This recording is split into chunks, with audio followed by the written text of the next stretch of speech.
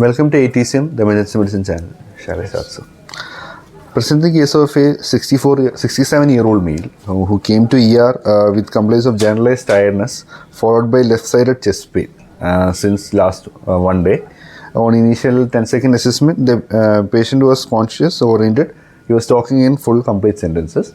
On initial assessment, the airway was patent. There was no pooling of secretions or any stridor or gurgling sounds. And breathing wise, the respiratory rate was 18 per minute with a saturation of 99% in room air. And on auscultation, the air entry was bilaterally equal, and there was no presence of any added sounds, no clefts or rhonchi. And on circulation part, the patient had a heart rate of 76 beats per minute and a BP of 200/100 millimeters of mercury and a capillary refill time of less than 2 seconds. And the disability wise, the patient had a GCS of E4, V5, M6 and the pupils were equal and reactive to light with a size of 2 mm. And on exposure wise, the GRBS was 140 milligram per deciliter and there was no presence of any external rashes. So as thanks to the primary survey, we had taken an ECG. In the ECG, it was showing T inversions, initially showing T inversions in lead 2, 3 and AVF. So along in order to tell T inversion, you have to tell what is the type of T inversion, whether both the limbs are equal or they are asymmetrical. Yeah, in this patient there is asymmetrical T wave inversion. T wave inversions were present in lead 2, 3 and AVF. Whether it is deep or not very deep. It was deep, sir. It was deep. Then if it is asymmetrical, you have to tell whether it is a RBB pattern or without RBB pattern. Yeah, it was without RBB pattern. And along with that, we had also taken a venous blood gas also. Okay. And that venous blood gas showing a potassium of 4 with a bicarb of 21. pH was normal. And then we had also taken a point of care, CBCR point of care. It was normal, within normal limits. Total counts of 5,000, HB of 8, and a platelet count of 1,76,000 and CRP of 2. And we had also done a point of care troponin. Which was found to be positive. Okay. So we came to a conclusion that the patient is having a... you tell me, there are a lot of cases what we see, troponin I will be positive. What are the non-myocardial infarction condition where tropi can be positive? It can be positive in cases of severe muscle injuries or in case of infection. So in the case of sepsis. Sepsis. Muscle injury as such rhabdomyolysis is into. Yes. But that will not elevate troponin I, but CK can be can be elevated. Yes. Not troponin I. In case of sepsis or in case of renal injury. So in case of creatinine, it's elevated creatinine. Yes. Then persistent elevation of troponin I, troponin T, without ECG changes. That is a marker of chronic myocardial ischemia, according to recent guidelines. So that these things are very important nowadays. Many patients in ICU can see even with a minimal fever, sepsis, troponin I is slightly elevated. So if you follow up all these cases, sometimes you can get ischemic heart disease or something like that. So we have to be very careful. Following which we came to a we came to a primary conclusion. The patient is in acute coronary syndrome with non-ST elevation MA. And then the patient had already been given loading dose from outside hospital.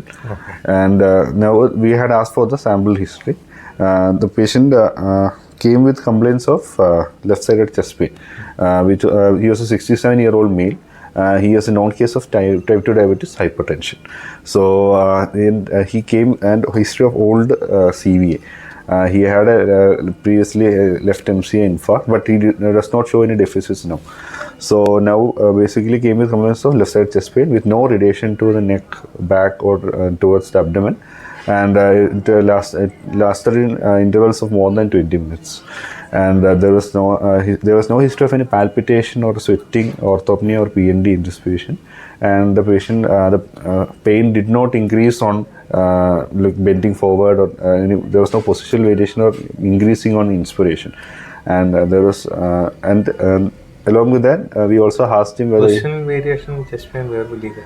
In cases of pleuritic chest pains.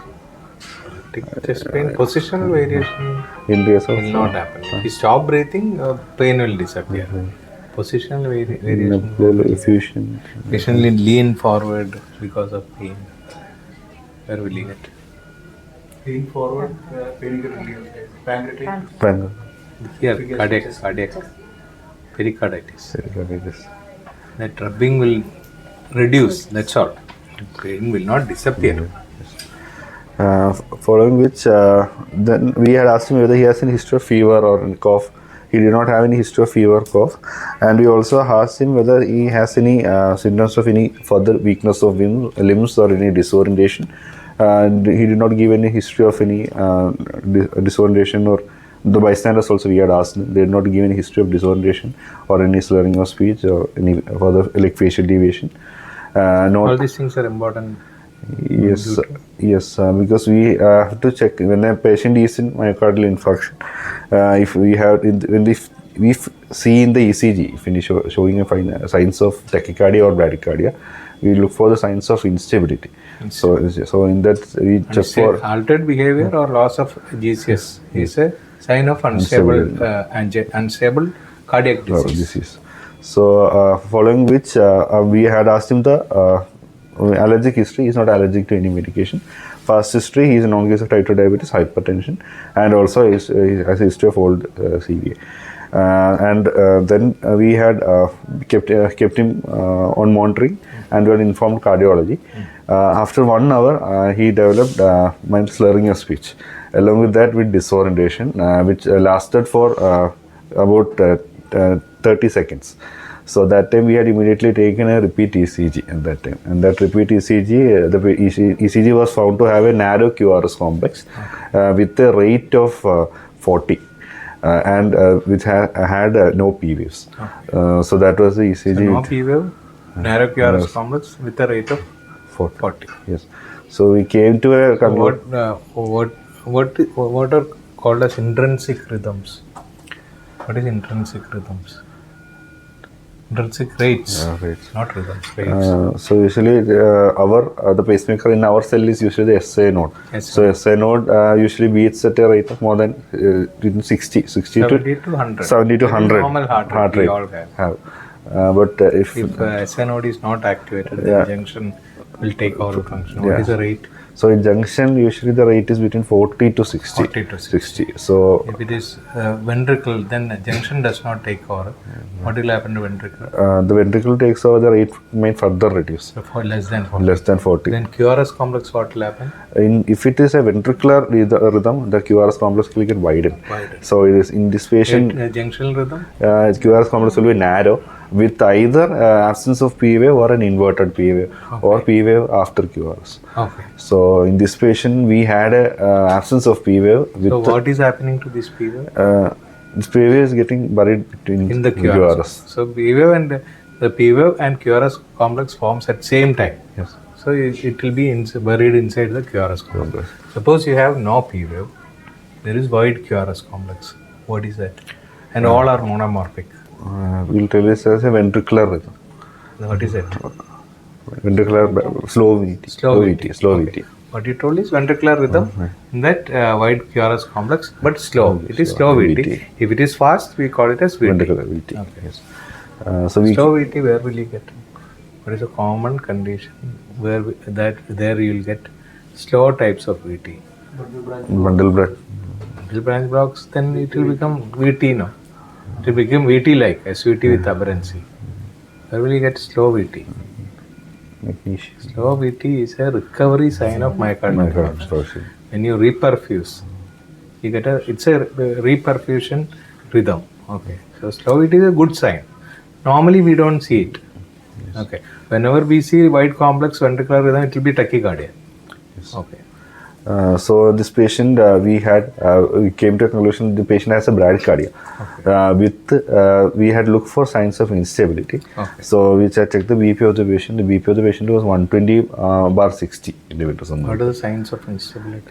Signs of instability include patient being hypotension or having an ischemic chest pain, or altered mental status. Okay. So this patient was showing altered mental status. So he was showing signs of instability. Okay. So we had given injection atropine, 1 mg was given, IV, and stat was given, and following which the You have 1 mg or 0.6 mg vial? Ampule. we have 0.6. Ampule is 0.6. 0.6, 1 yes. mg means you had taken from 100 ml bottle. Yes. Which one you have taken? You have taken ampule or bottle? We take from ampule. 1 mg. Oh, so 1 ampule is 0.6 mg. 0.6 mg. Either you have to take from vial. You have to give So you have to take additional dose. doses. So normally what happens is we take from ampule, that is only 0.6 mg. Some countries it is 0.5 mg. It is 0.5 mg, 2 ampules you have to take. 0.6 means 1.8 ml you have to take. So that you have to be very careful. Okay. Otherwise you have to take from the bottle. That is 1 mg, 1 ml. Yes. Following which we had again reassessed. The heart rate had increased to 80 for this patient. We had also taken a venous blood gas immediately for that patient because even this presence of junctional bradycardia can be seen in electrolyte abnormalities also, like in hyperkalemia. So this patient had a potassium of 4. So we came to a conclusion it could be due to the underlying ischemic heart disease in this patient. And the patient, we had informed cardiology and the patient is on beta blocker, calcium channel blocker, digoxin. Yes, still the patient can have Is the patient is on? The patient was Is this patient on? Yeah, was on beta blockers. Beta blocker. So in that case, you have to stop the beta blocker also. And we had stopped the beta blocker too. And the patient was on NTG infusion. Can we continue NTG infusion in this patient? No, we had to stop. For what? NTG infusion can also cause What? junctional bradycardia. Oh, sure. Because NTG can cause hypotension. Hypotension. But I don't think it will produce junction bradycardia. It has nothing to do with the conduction system. It only dilates the blood vessels. But I don't think it will produce junction. It will produce hypotension. So hypotension can induce junctional bradycardia in the individual. That's why we had to temporarily stop. And then what is coronary steal phenomenon? Coronary steal phenomenon. What is the steal? Who is stealing? When you start drugs like NTG or arterial dilators, if there is a coronary artery disease, sometimes, not in all cases, if there is a arterial stenosis, that can sometimes aggravate. But NTG normally it will dilate the coronary circulation also. NTGs are contraindicated only in coronary artery disease, only in which condition? There is syphilis, right ventricular infarction. That is because hypotension. But in syphilis-induced coronary artery disease, what will happen? Nowadays we are not seeing it. Only vasodilate. So what will happen? There the problem is ostial stenosis, coronary ostial stenosis. So blood vessels will dilate, but the ostium will be same. So in that case, patient has more pain. So only in syphilitic coronary artery disease you should not give. Otherwise, routinely you can give. Even if there is hypertension, coronaries are supplied well, so patient will not complain anything. Yes. Following which the heart rate had improved, but and from that the cardiology had taken to for the CAG. And in this patient, the patient was found to have a left circumflex occlusion. If this patient further cardiologist is not available, not coming, still he is having repeated episodes of bradycardia, what will he start? In year we can start him on epinephrine or the dopamine infusion. Dopamine will be ideal choice here because that increases the heart rate. Okay. Yes. Epinephrine normally we don't start for such conditions. We can start in severe bradycardia. Dopamine infusion will be safer. Usually at a dose of between 5 to 20 microgram per kg per minute dose. And if it's epinephrine infusion, it's between 2 to 10 microgram per minute infusion. And in this individual, the patient had reverted back rhythm and his sensorium had improved. But the following which the patient was kept again for observation and was sent for CAG, was found to have a left circumflex artery occlusion. So left circumflex artery was supplying the SA node for this individual. So it's usually in all patients it is no, it is usually in 20 to 40% individuals also. Most of the individuals would be It is RCA. only. RCA. Okay. Yeah. So this patient had LCS It is occlusion. mostly associated with inferior wall MI. Mm, But here it is the left circumflex. circumflex. And the patient was found to have triple vessel disease, and later CABG was done. Okay, so patient may undergo CABG after some time. Yes. Okay. The patient symptoms are persisting and there is no chance for immediate CABG. What else you do? For giving all these drugs, if there is no improvement, we have to go with the transcutaneous pacing. Pacing is must if the patient does not improve. Yes. So Here atropine has improved this problem. yes. So transcutaneous pacing, even if after transcutaneous pacing, we have to go for a transvenous pacing. Also. Okay. And What are the reasons for bradycardia? Normally ACLS you learn. yes, bradycardia can be usually So present. whenever you get a bradycardia, you have to assess the patient. Here we have assessed and treated, but as PG, you have to tell me what are the reasons for bradycardia? 5Hs, 5Ts.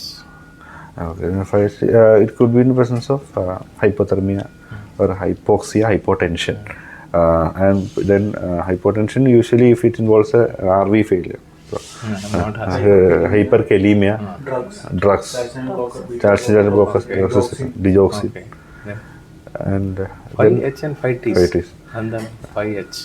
Hypoxia, hypothermia, hypoglycemia, and hyperkalemia, and hypokalemia. hydrogen ion excess, Excess acidosis.